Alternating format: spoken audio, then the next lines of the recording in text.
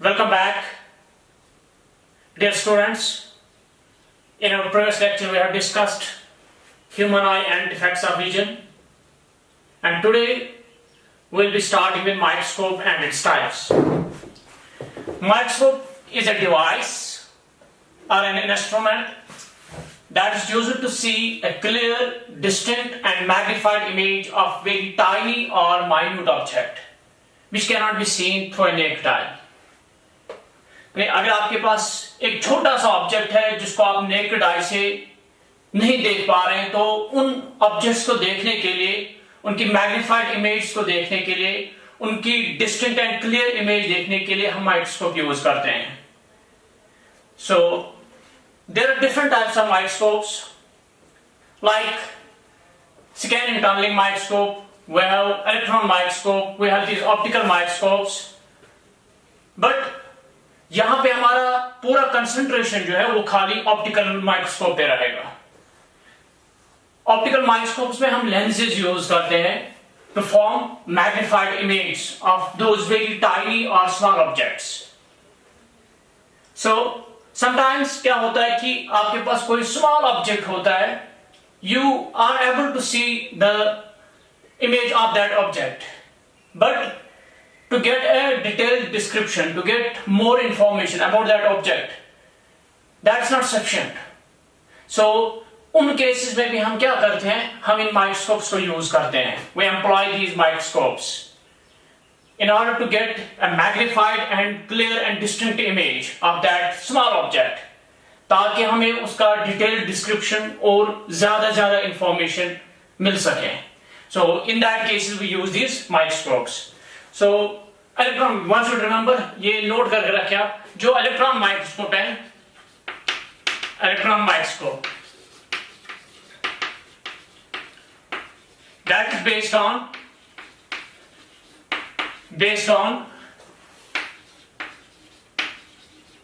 wave nature of electrons.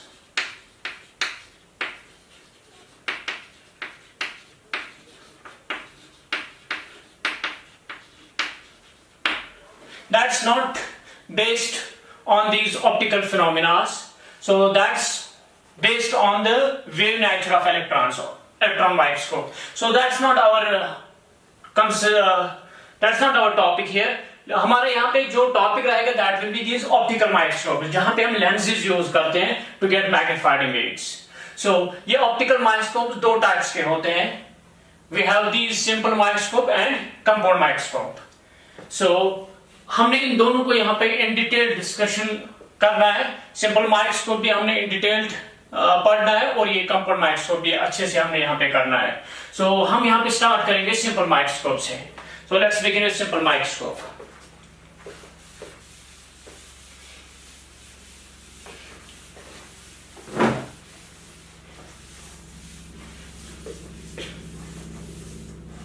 Now I once again repeat the definition of this microscope: a device or an instrument that's used to see a clear, distinct and magnified image of very minute or tiny objects.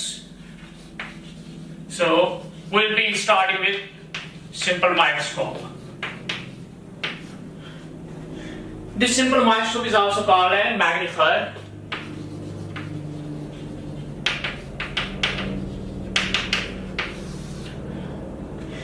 Simple microscope हो या compound microscope हो या electron microscope हो, इन सब का purpose होता है magnified images बनाना, enlarge images बनाना.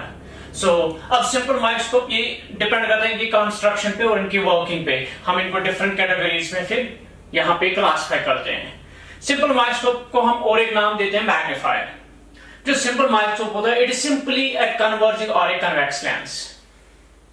जो सिंपल माइक्रोस्कोप होता है ये सिंपल एक कन्वेक्स लेंस या कन्वर्जिंग लेंस होती है.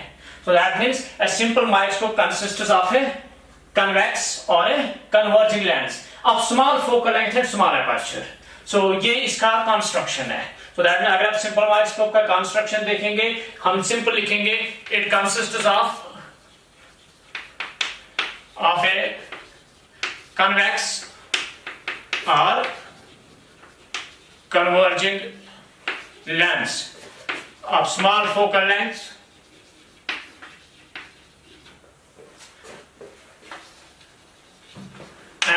Small aperture.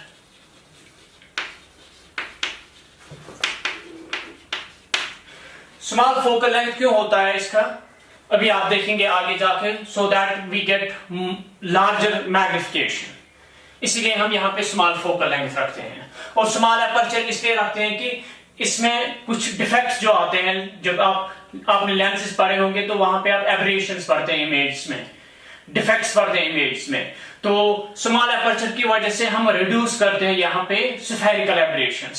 सो इसलिए ये स्मॉल एपर्चर होता है to reduce or to minimize spherical aberration। ये डिफेक्ट्स होते हैं इमेज में।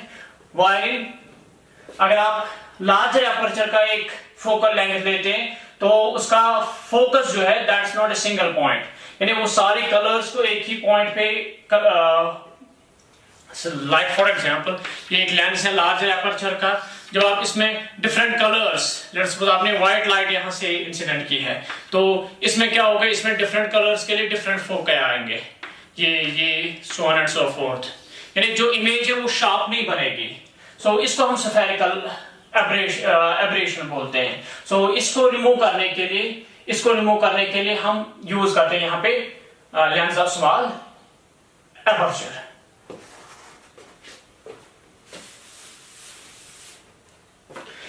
अब अगर हम इसका प्रिंसिपल देखेंगे, ये इसका कंस्ट्रक्शन हुआ, अब इसका अगर हम प्रिंसिपल देखेंगे,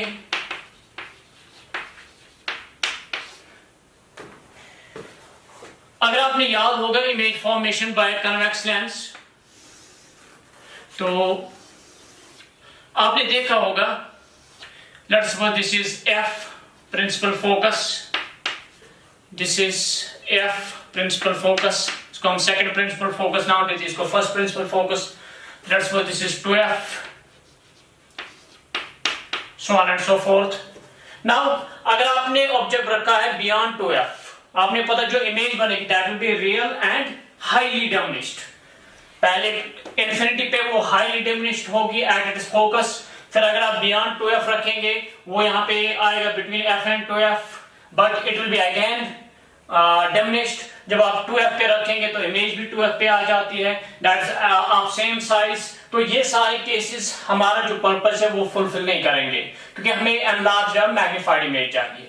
अब हम क्या कर सकते हैं, हम f और 2f के बीच में ऑब्जेक्ट रख सकते हैं, तो इसकी जो इमेज बनेगी वो यहाँ बियॉन्ड 2f आएगी, और that will B enlarged, but that will be real and inverted. अब रियल इमेज को देखने के लिए हमें स्क्रीन की जरूरत पड़ती है, and we don't want to use any kind of screen here to get the enlarged or magnified image from a microscope। So इसलिए हम ये केस भी रोल आउट करते हैं, क्योंकि अगर हम ये केस यूज करेंगे तब हमें यूज यहाँ पे जरूरत पड़ेगा एक स्क्रीन की, इसलिए हम ये भी हमारा पर्पस जो है वो फुलफिल नहीं करता है। नाउ अब यहाँ पे रहा case between optical centre and principal focus. अगर आप ऑब्जेक्ट रखते हैं between optical centre and principal focus, you know it.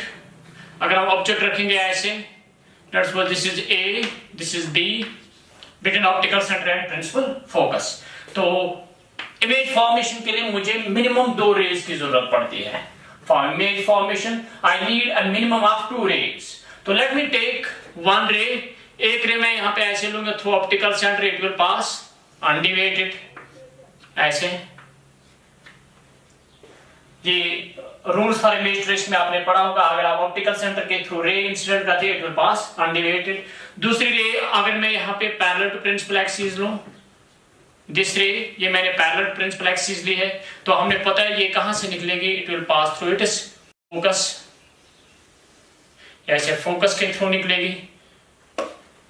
So clearly आप देख सकते हैं यहां से ये 2 रेज हैं ऐसे, These diverge away from each other, ये एक दूसरे से डाइवर्ज हो रही है, इसलिए यहां से तो ये कहीं मीट नहीं करेंगी, therefore इमेज इस साइड से नहीं बन सकती है, क्योंकि इमेज हम यहाँ पे डिफाइन करते हैं point of intersection of refracted rays. अब रिफ्रैक्टेड रेज यहाँ किसी जगह पे इंटरसेक्ट नहीं कर सकती है, मीट नहीं कर सकते हैं, इसलिए यहां से इमेज नहीं बन सकती है। अब जो ऑब्जर्वर है यहाँ पे उसको ऐसा लगेगा जैसे ये रे और ये ray, these rays are actually coming from here, ये यहां से आ रही है ये दो रेज, ऐसे ये यहां पर ऐसे। सो ऑब्जर्वर को ऐसे लगेगा जैसे यहां से आ रही है, ये यहां से आ रही है। So these appears to meet at this point. ये हमें ऐसा लगता है कि जैसे ये दो रेज जो हैं ये यहां पर मीट करेंगी।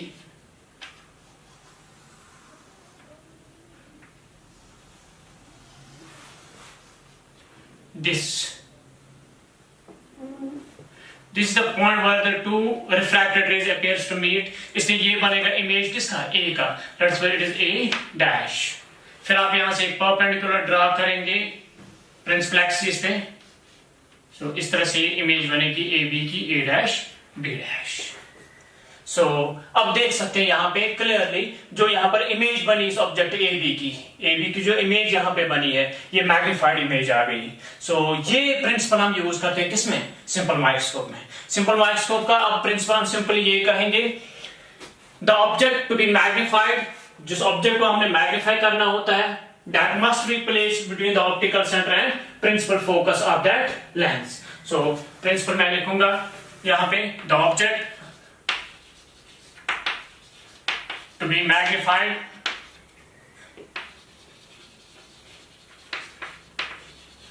is placed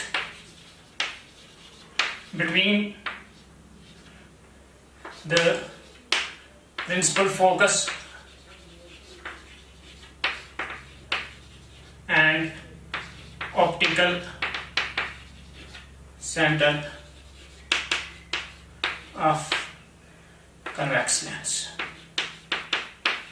or simple microscope. So construction में हमने बोला it simply consists of a convex or converging lens of small focal length and small aperture.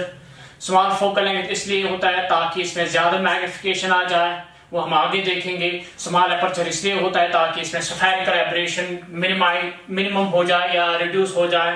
सो इसका प्रिंसिपल जो है, प्रिंसिपल इसका सिंपल ये है कि the object to be magnified is placed between the optical centre and principal focus of the lens. तो इस तरह से ये यहाँ पे मैग्नीफाइड और एनलार्ज्ड इमेज बनाता है। सो अब जो इसका वर्किंग है, वर्किंग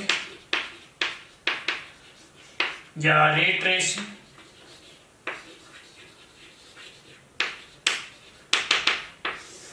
वर्किंग हम सिंपल ये लिखेंगे यहाँ पे, द वर्किंग और द रे ट्रेसिंग और image formation of an object by a simple microscope is shown in the ray diagram above. हम सिंपल ये इसमें लिखेंगे, एग्जाम में भी इतना ही लिखना है, लेकिन ये डायग्राम आपने क्लियरली और अच्छे से डायग्राम यहाँ पे बनानी है आपने। सो अब सिंपल यहाँ पे अब ये लिखने की जरूरत नहीं, आप सिंपली ये कहेंगे द वर्किंग और the ray tracing of a simple microscope is shown in the ray diagram above. So the working और ray tracing by simple microscope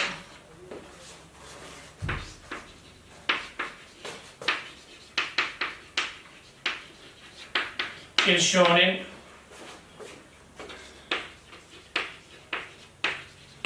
ray diagram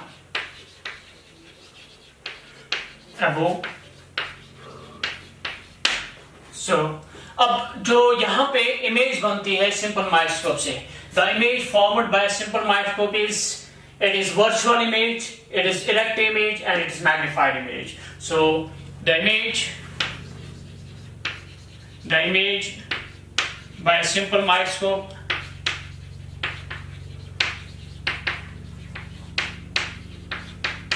is virtual, erect, and magnified. अगर कोई detailed इसका description लिखना चाहे working का तो वो ऐसे लिख सकता है, let's place the object between the principal focus and optical center of a convex lens, and while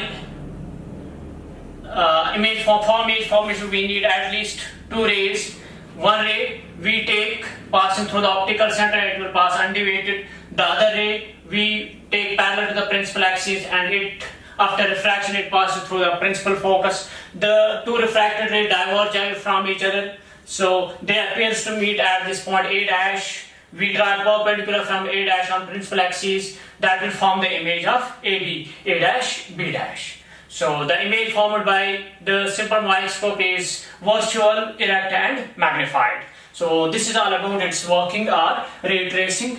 Now अब जो इसका इंपॉर्टेंट पैरामीटर जो हमने डिस्कस करना है, that is the angular magnification और magnifying power of this simple microscope. So वही यहाँ पे मैन जो रहता है इसमें सिंपल माइक्रोस्कोप या कंपाउंड माइक्रोस्कोप्स में, वो यही है कि आपने इसका एंगुलर मैग्निफिकेशन या मैग्नीफाइंग पावर के लिए एक्सप्रेशन भी डिराइव भी करना होता है और उसका डेफिनेशन भी बोलना होता है. So now let's go for the derivation and discussion of this angular magnification.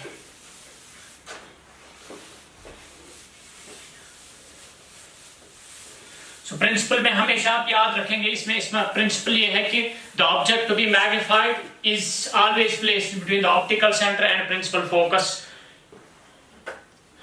This is the image A dash B dash.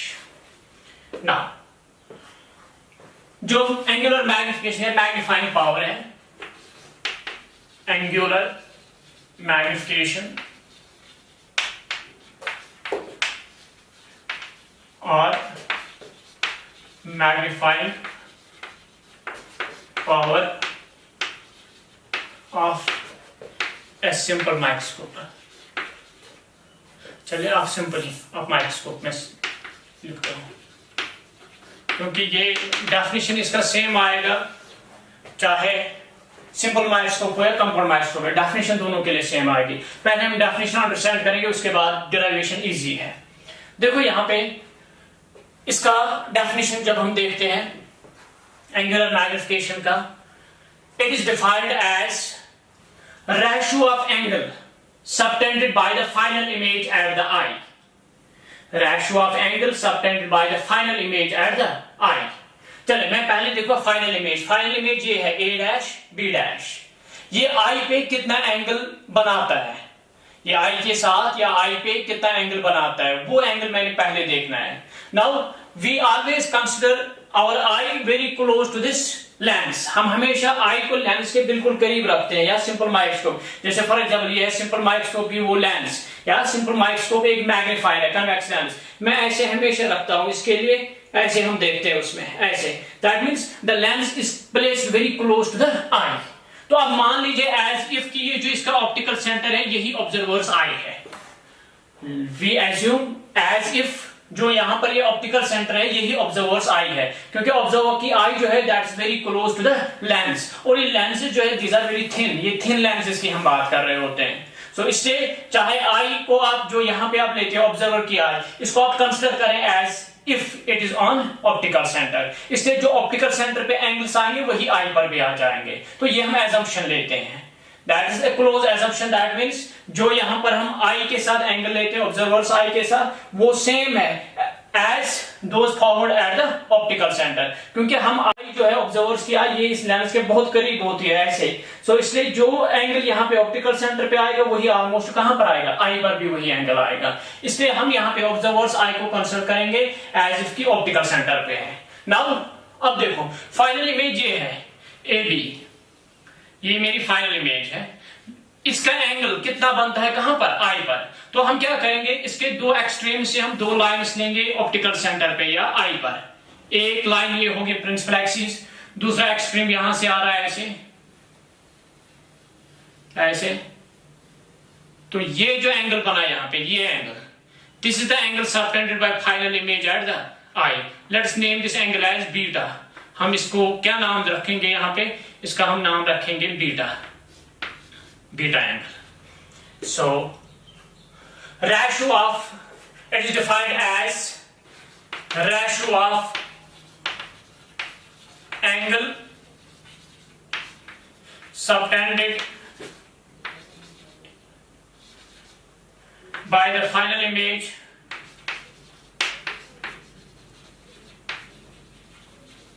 at I, इसको मैंने बीटा से लिया है, to the angle subtended by object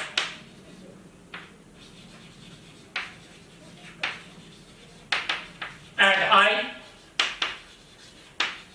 इसको मैं अल्फा से representation दूंगा। अभी मैं बताऊंगा ये अल्फा कहां से आएगा। But when placed at near point,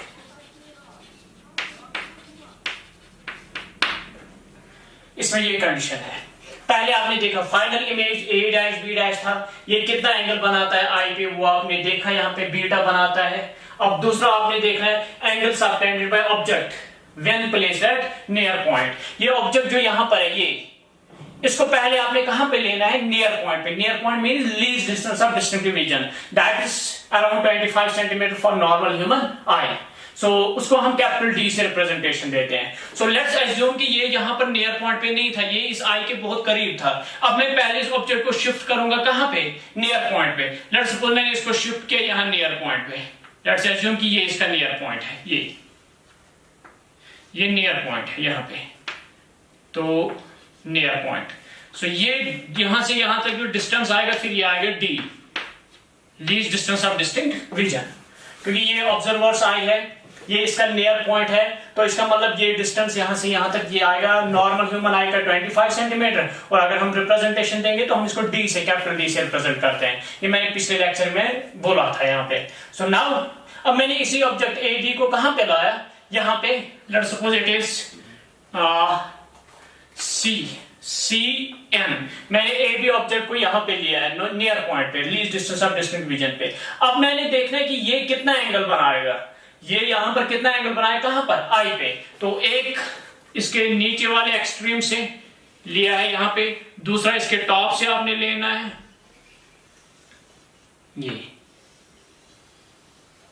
ये एंगल जो ये हम रिप्रेजेंट करेंगे किससे, अल्फा से, अल्फा। तो ये आ गया डेफिनेशन यहाँ पे एंगुलर मैग्निफिकेशन का। सो एंगुलर मैग्निफिकेशन जो है, it is defined as ratio of angle subtended by final image at the eye. Final image यहाँ पे ए डैश बी डैश था, ये कितना एंगल बनाएगा आई के साथ। आई मींस हम यहाँ पे एज्यूम करते हैं आई कहाँ पे होता है, अराउंड ऑप्टिकल सेंटर पे होता है। तो इसके एक एक्सट्रीम से आप लेंगे ऑप्टिकल सेंटर पे एक रे, दूसरे एक्सट्रीम से दूसरी लाइन आप लेंगे ऑप्टिकल सेंटर पे। ये पूरा एंगल आता है, ये this is the angle subtended by this final image at eye. इसको मैंने किससे रिप्रेजेंट किया है, बीटा से। ये पूरा एंगल है बीटा। इसके बाद angle subtended by the object at I but when placed at near point. यानी ऑब्जेक्ट को पहले हमने नियर पॉइंट पे लेना है। ये मैंने ऑब्जेक्ट को यहां शिफ्ट किया नियर पॉइंट पे, तो ये मैंने ये डिस्टेंस यहां से यहां तक आएगी, फिर डी, कैपिटल डी यानी 25 सेंटीमीटर अराउंड नॉर्मल ह्यूमन आई के लिए। तो मैंने इसको शिफ्ट किया नियर पॉइंट पे। उसके बाद हम देखेंगे ये कितना एंगल बनाएगा आई पर। तो ये एंगल यहां से यहां तक जो है, ये this is angle alpha, that is angle formed by object at I when placed at near point। फिर इन दोनों का आपने रेशियो लेना है, that gives the angular magnification। So मैं आपको ये ऐसे समझाता हूं that suppose ये है यहाँ पे एक्चुअल ऑब्जेक्ट, ये एक्चुअल ऑब्जेक्ट है, वेरी स्मॉल है, इसको मैंने मैग्नीफाई करना है। लेट्स सपोज इसकी इमेज यहाँ पर ऐसे बनी है, ये दूसरा जो है ये इसकी इमेज बनी है ऐसे। तो पहले मैं देखूंगा ये फाइनल इमेज जो है ये एंगल कितना बनाएगा आई के साथ। ये मैं यहां से यहां तक ऐसे लेता हूं। इस एंगल को मैंने क्या नाम दिया है, बीटा। इसको मैंने बीटा नाम दिया है to the angle subtended by object at eye. ये ऑब्जेक्ट यहां पर था, यहां पर ऑब्जेक्ट था, तो मैं पहले इसको कहां शिफ्ट करूंगा, नियर पॉइंट पे। मैंने इसको यहां नियर पॉइंट पे शिफ्ट किया, ये यहां से यहां तक डिस्टेंस आ गई डी। अब मैं ये देखूंगा ये कितना एंगल बनाएगा आई के साथ। इसके एक एक्सट्रीम से एक लाइन, दूसरे एक्सट्रीम से दूसरी लाइन, तो ये एंगल आपने लेना है। ये एंगल मैंने कितना लिया है, अल्फा। तो इन दोनों का रेशियो जो आएगा beta divided by alpha, that gives the angular magnification और magnifying power of a lens और of a simple microscope. Now इसके लिए हमने क्या देखना, डेरिवेशन करना है इसके लिए। ये इसका डेफिनेशन है, this is the definition. Now अब हम इसका डेरिवेशन देखेंगे।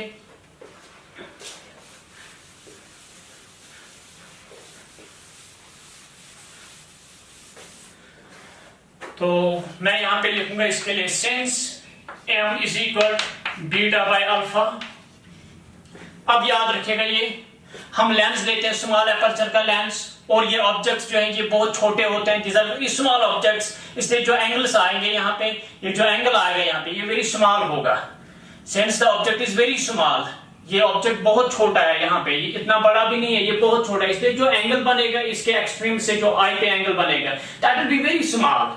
सो सिंस यहाँ पे m is equal beta by alpha, तो हम ये लिख सकते हैं that is approximately tan beta divided by tan alpha because angles are small, beta and alpha are small, are very small.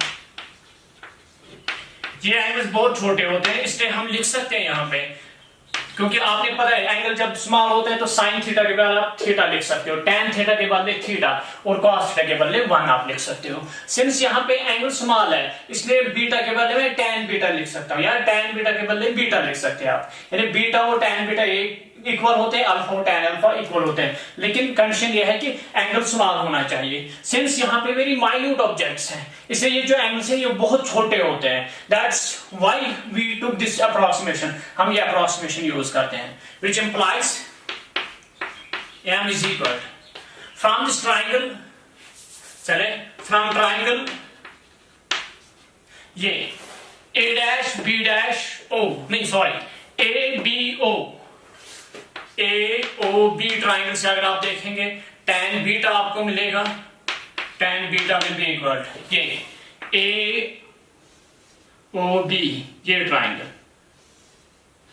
इस ट्राइंगल से आपको tan बीटा मिलेगा, ये एंगल है beta, it will B perpendicular by base, it is AB by OB, AB by OB। Similarly and from triangle अगर आप ये triangle लेंगे आप CNO या CON, ऐसे ये एंगल है अल्फा, तो tan अल्फा क्या आएगा, perpendicular by base, it will be CN by ON। From triangle CON tan alpha is equal ये ट्राइंगल CON, अल्फा ये एंगल है, tan alpha will be perpendicular by base CN by ON। Now अब हम angular magnification देखेंगे, therefore m is equal tan beta कितना है AB by OB divided by tan alpha CN by ON। अब देखो यहाँ पे CN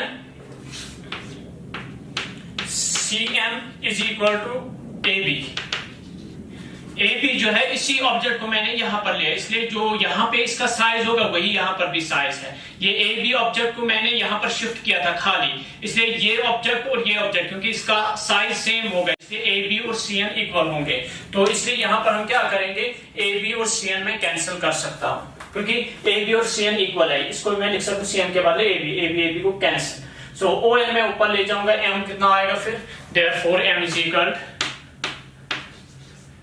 it will be equal to ON by OB or M is equal. Now ON it is D divided by OB is actual object distance, ये object था यहाँ पे actual position object की, ये यहां से यहां तक आएगा, फिर object distance it will B U, OB will be equal to U। So ये आएगा angular magnification of a simple microscope. So simple microscope के लिए अगर एंगुलर मैग्निफिकेशन पहले डिफाइन करें, angular magnification is defined as ratio of angles obtained by final image at eye to the angles obtained by object at eye। Since the angles are very small as object is very minute, so beta के बदले हम tan beta लिख सकते हैं, alpha के बदले tan alpha लिख सकते हैं। तो from this triangle AOB tan beta आएगा AB by OB, और from triangle CON tan alpha आएगा CN by ON। तो फिर मैंने यहाँ पर M के लिए लिखा M is equal tan beta AB by OB divided by tan alpha CN by ON। Since AB और CN इक्वल है, AB और CN इक्वल है, ये कैंसिल हो गए, ये बना ON by OB। ON सो इसमें दो इंपॉर्टेंट केस हम डिस्कस करेंगे जिनको हम यहाँ रिमार्क में नोट करके रखेंगे। Remark number 1 that's normal adjustment. Normal adjustment,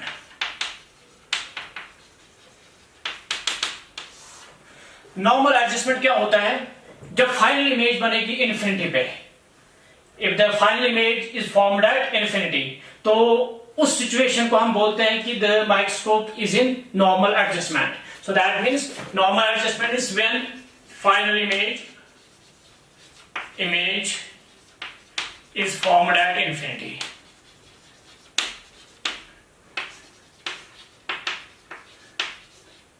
इस केस में क्या होता है, आई जो है, फॉर एग्जाम्पल मैं आपको यहां पे बताऊं, अगर दो ऑब्जेक्ट्स मैं आपको दूं, एक ऑब्जेक्ट यहां पर आप रखेंगे, दूसरा ऑब्जेक्ट बहुत दूर है, लेट्स सपोज वो बहुत दूर है इन्फिनिटी पे, तो आप इजीली और कंफर्टेबली किसको देख सकते हैं? अगर आप इसको देखेंगे for a minute, for half a minute, तो आपकी आईज में जो है वहां से टेयर्स फॉर्म होंगे, यानी इसमें आई पे बहुत ज्यादा स्ट्रेन आता है। जब आप ये नजदीक रखते हैं तो इसको देखने के लिए आई में बहुत ज्यादा स्ट्रेन आता है। तो दूसरा केस है, अगर आप इन्फिनिटी पे ऑब्जेक्ट रखें, then you can see that object, you can watch that object for hours, तो आप आवर्स के लिए वो ऑब्जेक्ट देख सकते हो विदाउट ब्लिंकिंग योर आई।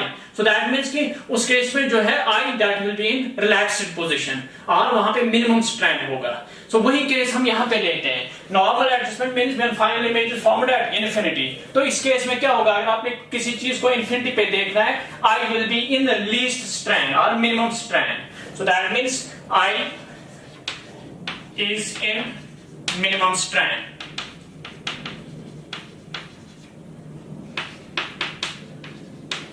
और I is relaxed, ये relaxed situation में होगी उस केस में। तो जरा मुझे बताएं, ये फाइनल इमेज कहां पे बननी चाहिए? इन्फिनिटी पे बननी चाहिए।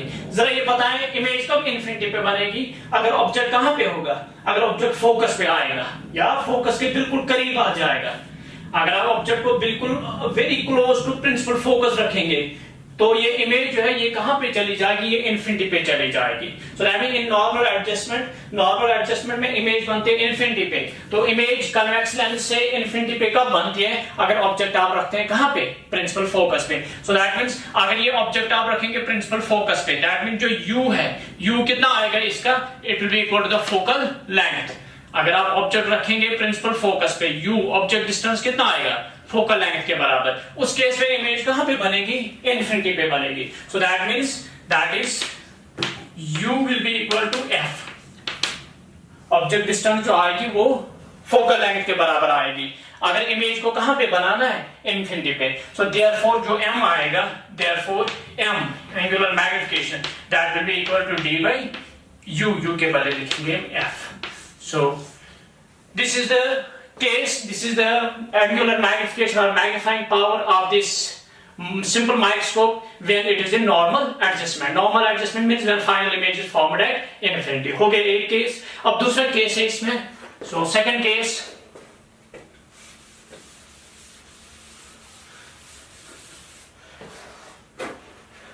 B, when the final image is formed at near point.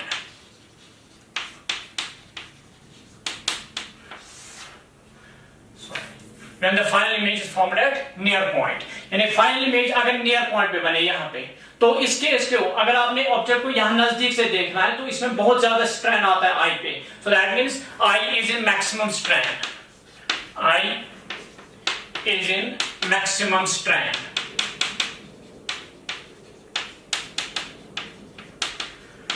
आई पे उस केस में स्ट्रेन मैक्सिमम आएगा।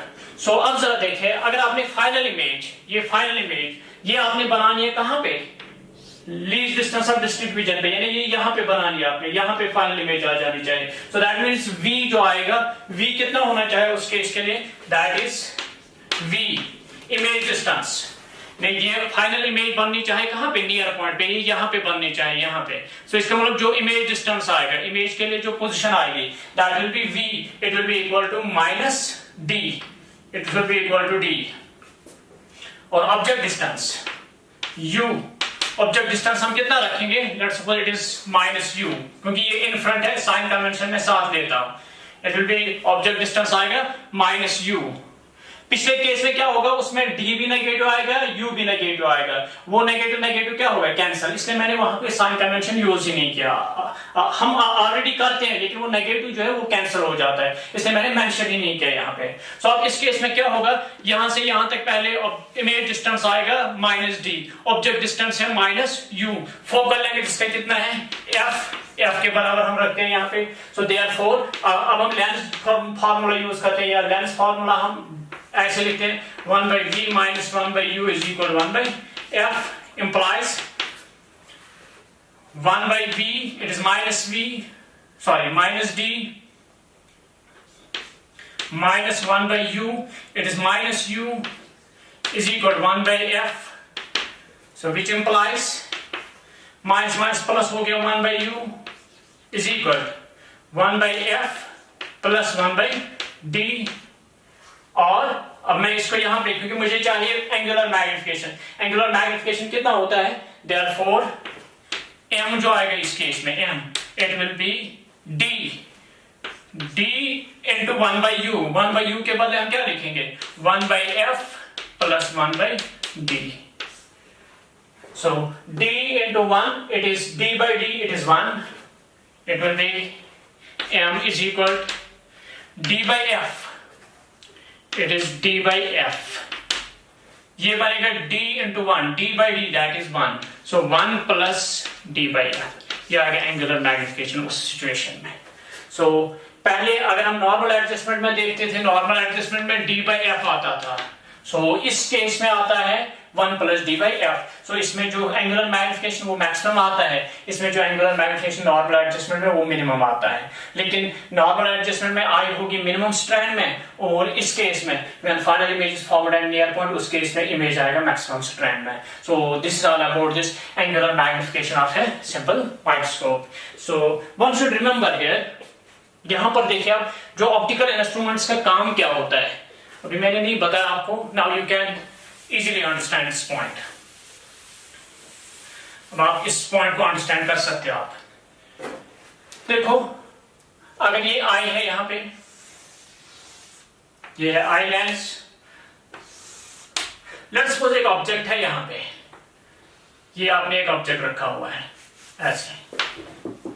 इस ऑब्जेक्ट की अगर आप इमेज फॉर्मेशन देखेंगे तो एक ऐसे जाएगी, दूसरी थ्रू ऑप्टिकल सेंटर आएगी, इट विल पास अनडिवाइडेड, तो ये बनेगी इमेज कहां पे, इतना एरिया ऑक्युपाई करेगा ये रेटिना पे। अब ये एंगल जो आता है, ये angle, this is called as visual angle, this is called as visual angle, the angle subtended by object at the eye, ये आता है विजुअल एंगल। अब अगर मैं यहां पर क्या करता हूं, जो माइक्रोस्कोप है, माइक्रोस्कोप ने इसी इमेज को क्या किया, मैग्नीफाई, यानी फॉर एग्जाम्पल मैं दो केसेस लूंगा, एक केस में मैं इस इमेज को क्या करूंगा, मैं मैग्नीफाई करूंगा, लेट्स से मैंने इसको मैग्नीफाई किया, ये इतनी बड़ी बनी ये इमेज, इस ऑब्जेक्ट की इमेज जो है बाय सम ऑप्टिकल इंस्ट्रूमेंट मैंने इसको क्या किया, मैग्नीफाई। जब मैं मैग्नीफाई करता हूं, ये जरा देखें, अब यहां पे इसका जो विजुअल एंगल आएगा, इसका विजुअल एंगल इंक्रीज हो गया। जब विजुअल एंगल इंक्रीज हो गया तो जो रेटिना पे इसका एरिया है, जो इमेज का साइज है ऑन रेटिना, वो भी इंक्रीज हो गया है, तो you can get more information, आपको ज्यादा इंफॉर्मेशन मिलेगी। अब दूसरा सिचुएशन ये है कि मैं इसी ऑब्जेक्ट को मैं यहां नजदीक ले आता हूं, मैं इसको यहां पे ले आता हूं, मैंने एनलार्ज नहीं किया, मैंने खाली क्या किया, मैंने इसको आगे लाया। जब मैं आगे लाता हूं, इसके लिए जो यहां पर आप एंगल देखते हैं, फिर से इसका विजुअल एंगल इंक्रीज हो जाता है। So that means visual angle को इंक्रीज करने हम दो तरीके हैं, एक है कि आप इमेज को मैग्नीफाई करें, दूसरा तरीका ये है कि आप इसको आगे ले आए। सो दोनों सिचुएशन से ये विजुअल एंगल क्या होगा, इंक्रीज। जब विजुअल एंगल इंक्रीज होगा तो जो इमेज बनेगी ऑन रेटिना, उसका साइज ज्यादा आएगा, तो आपको ज्यादा इंफॉर्मेशन उस इमेज से अटेंड हो सकती है, आप ज्यादा इंफॉर्मेशन गेन कर सकते हो उस इमेज से। ऑप्टिकल इंस्ट्रूमेंट्स का यही काम है, optical instruments increase this visual angle, चाहे माइक्रोस्कोप हो या टेलीस्कोप हो, दोनों का यही के यहां पे काम होता है to increase this visual angle. तो ये आप नोट करके रखेंगे, आप note, optical instruments are used to increase the visual angle.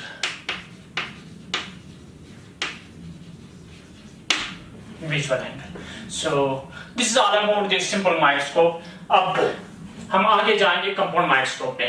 Now let's begin with compound microscope.